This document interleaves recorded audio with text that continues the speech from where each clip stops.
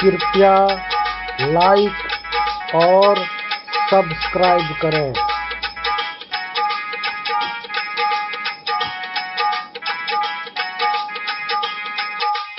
दर्शन को तो साधु है, सुमिरन को गुरु नाम।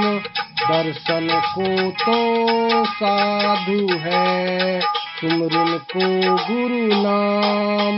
करने को अधीनता, डूबन को अभिमान। कबीरा डूबन को अभिमान। संत कबीरदास जी अपने इस दोहे में कहते हैं कि दर्शन के लिए साधु संतों का दर्शन उत्तम माना जाता है और चिंतन के लिए गुरु द्वारा बताए गए नाम मंत्र का जाप अति उत्तम है। इस संसार रूपी भव से पार उतरने के लिए विनम्र होना अति आवश्यक है और डूब मरने के लिए अहंकार काफी होता है। अहंकार वह कटु चीज है जिसने बड़े बड़े महारथियों को गर्त में मिला दिया।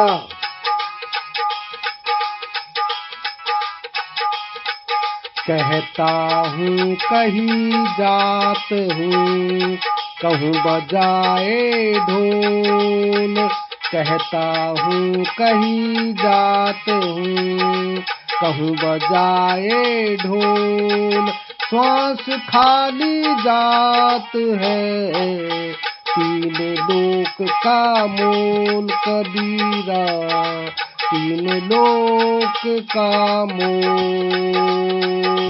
संत कबीरदास जी अपने इस दोहे में बताते हैं कि मैं ढोल पीट पीट कर कहता हूँ, सद्गुरु के सुमिरन के बिना प्रत्येक श्वास खाली जा रही है।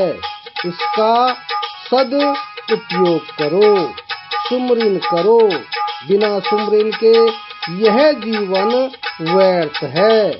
जो समय बीता जा रहा है, जो सांसें पूरी हो रही है, वे पुनः लौटकर नहीं आएंगी।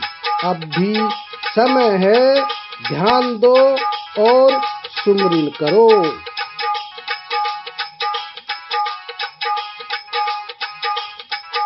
बहता पानी निर्मला, बंधा गंदा होए।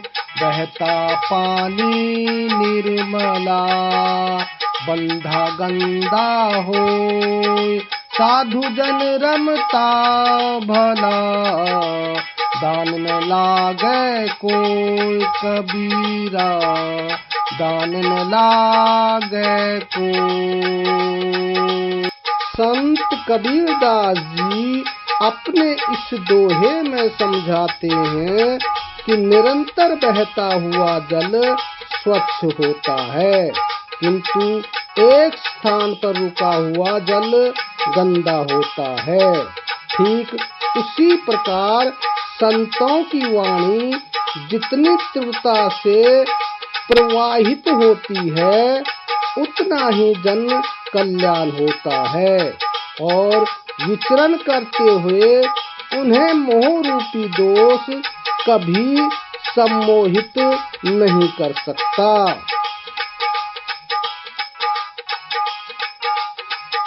दया गरीबी बंदगी, समताशील स्वभाव। दया गरीबी बंदगी, समताशील स्वभाव। ये तो लक्षण साधु के, कह कबीर सद्भाव। कबीरा कह कबीर सद्भाव। संत कबीरदास जी अपने इस दोहे में दर्शाते हैं कि दया, विनम्रता, बंदगी और शील, सत्य भाव आदि संतों के शुभ लक्षण होते हैं। इन सुखदायी लक्षणों के कारण ही संत जन सर्वत्र पूजनीय होते हैं। नीच न कोई जाति है, नीच में कोई गाम, नीच न कोई जाति है, नीच में कोई गाम, नीचता ही को जानिए, नीच करे जो काम रे भगता, नीच करे जो काम। संत रविदास जी ने अपने इस दोहे में कहा है कि नीच कोई जाति नहीं होती और न ही नीच कोई गांव होता है। नीच वो होता है जो नीचता करता है, बुरे कर्म करता है। वीडियो आपको कैसा लगा कमेंट बॉक्स में अवश्य लिखें। धन्यवाद।